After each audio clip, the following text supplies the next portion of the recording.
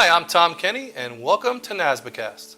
Today we're going to discuss the 2018 GAO Yellowbook and changes to the standards.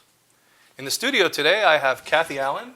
Cathy is the Northeast Regional Director on the NASBA Board of Directors. In her professional life, she is the owner of Audit Conduct. Next to her is James Dalkin. He is a director with the GAO. So folks, thank you so much for coming. We really appreciate the time. And Jim, you came a long way. You came from Paris, France, not Paris, Tennessee, down the road. And that's amazing. Thank you so much for doing that. We really do appreciate it. Thank you, Tom.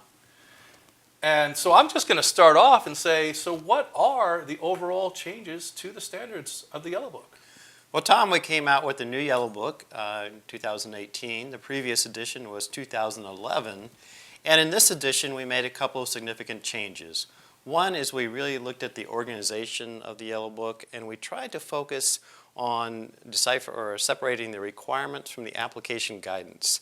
And we've even put boxes in the requirements so people can focus on the key requirements.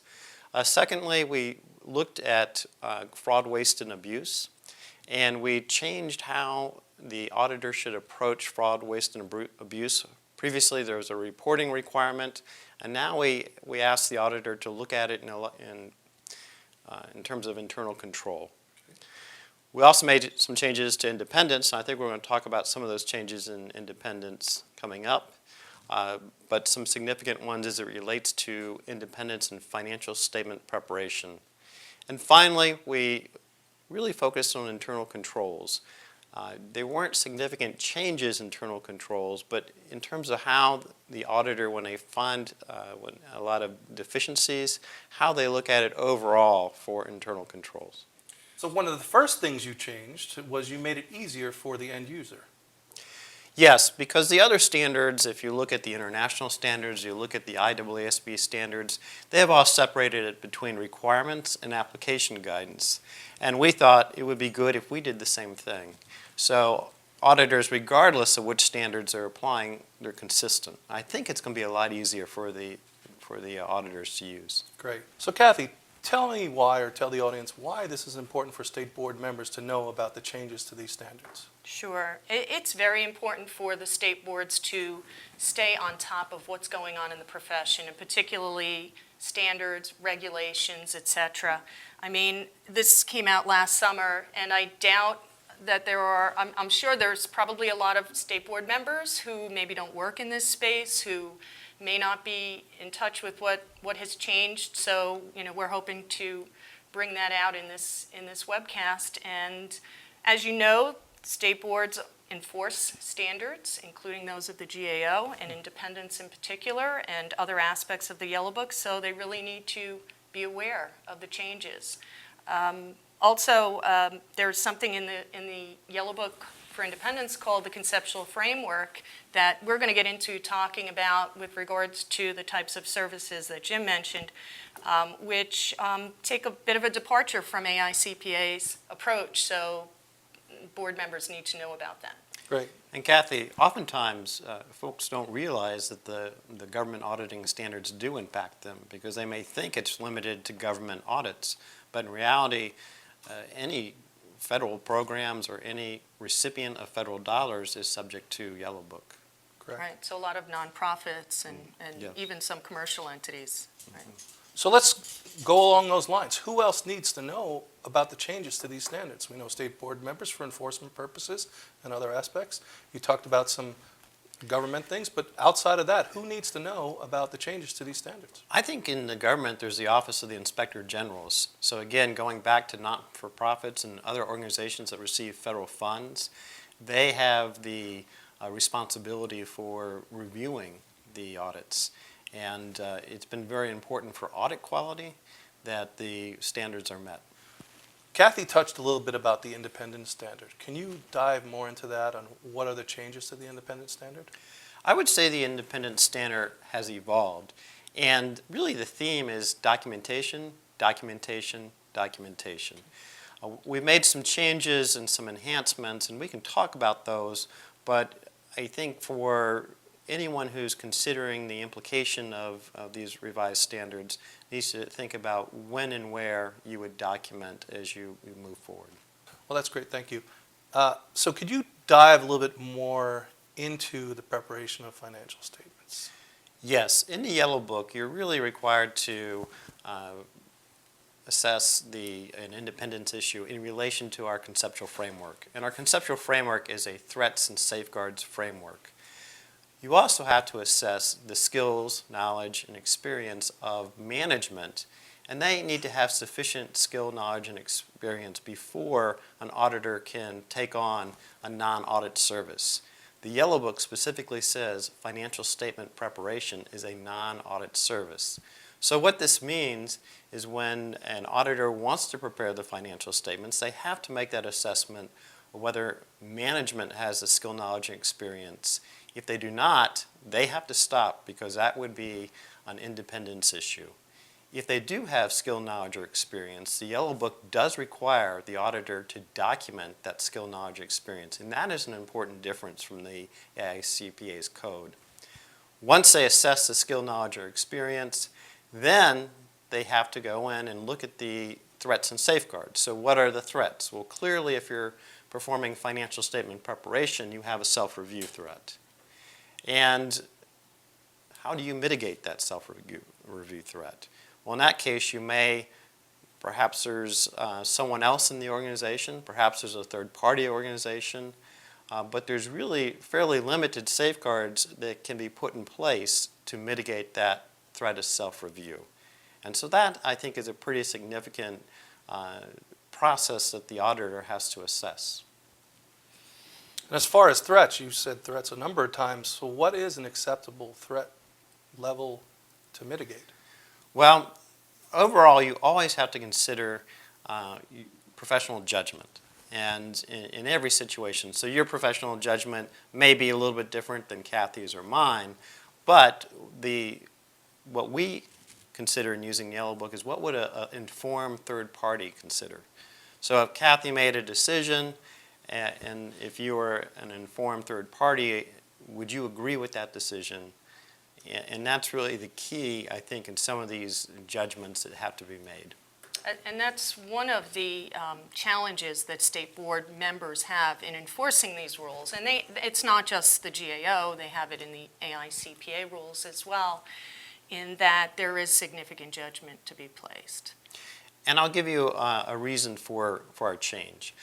If you are preparing the financial statements, you have to make the assessment, is this a significant threat or not? Mm-hmm. And what we had been hearing informally from the peer review community and others was that some auditors were saying, well, reviewing a financial or preparing a financial statement was not inherently a significant threat.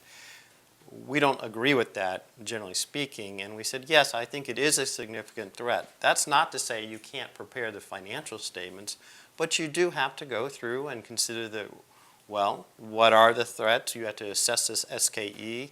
You have to document the safeguards that you put in place. And so when it comes to professional judgment, I think most practitioners would say, if we're preparing the financial statements that we're going to subsequently audit, that is inherently a significant threat. So Cathy, are there other changes that state boards should be aware of? Well, the one that Jim just discussed is a big one, right? If you're doing the financial statements in their entirety, it's a full stop, significant threat. You either apply safeguards to effectively reduce that threat, or you may not be able to do both audit and non-audit work. And that's a big change in that it takes that judgment out of the auditor's hands and basically states it in the Yellow Book.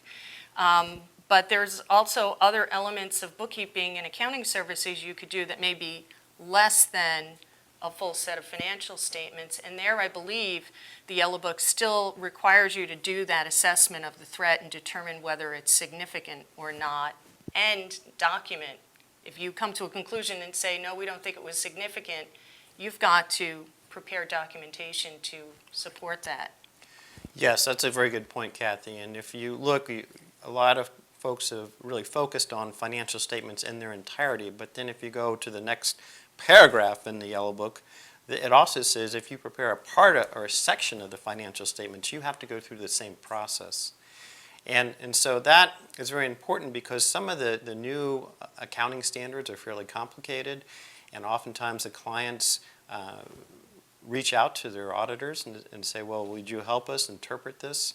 The Yellow Book specifically says for routine consultations, that's permitted, and you wouldn't have to go through that assessment protocol. However, if you're actually writing the footnote or including that in the financial statement as the auditor, then I think that puts you back into that significance, and therefore you'd have to follow the documentation for the SKE and also the documentation of the safeguard that's put in place. So Jim, one of the things I really like that came out in the application guidance with the new Yellow Book is these factors to consider for evaluating SKE, the suitable skills.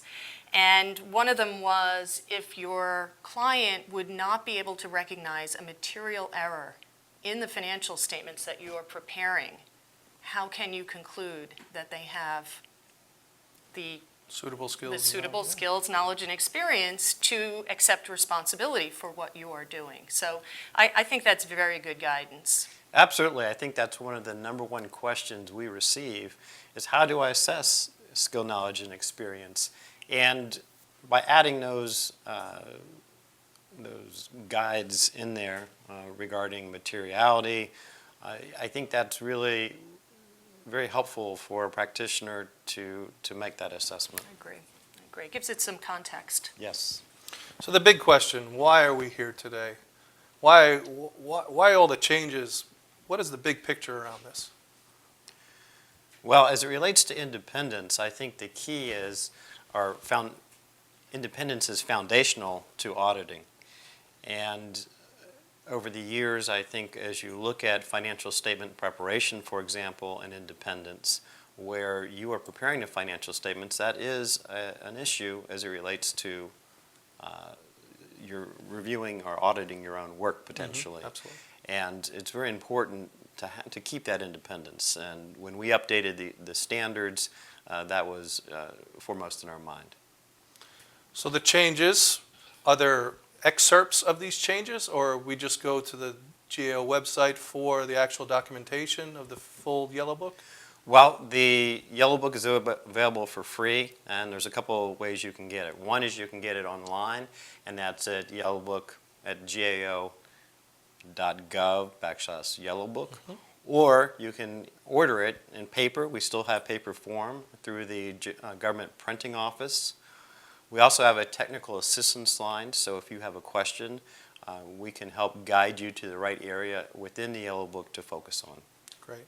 I also understand, Cathy, on your website there's a lot of information regarding specifically the independence standard. Can you give us more information on that and where to find it? Sure, I'd be happy to. Yes, I was very pleased that Jim and his staff were gracious enough to develop a set of common technical questions and answers around the independence standard. So it's a very nice, neat way to get a grasp on what the changes are and some other things. And of course, you still want to go to the Yellow Book and read the official literature.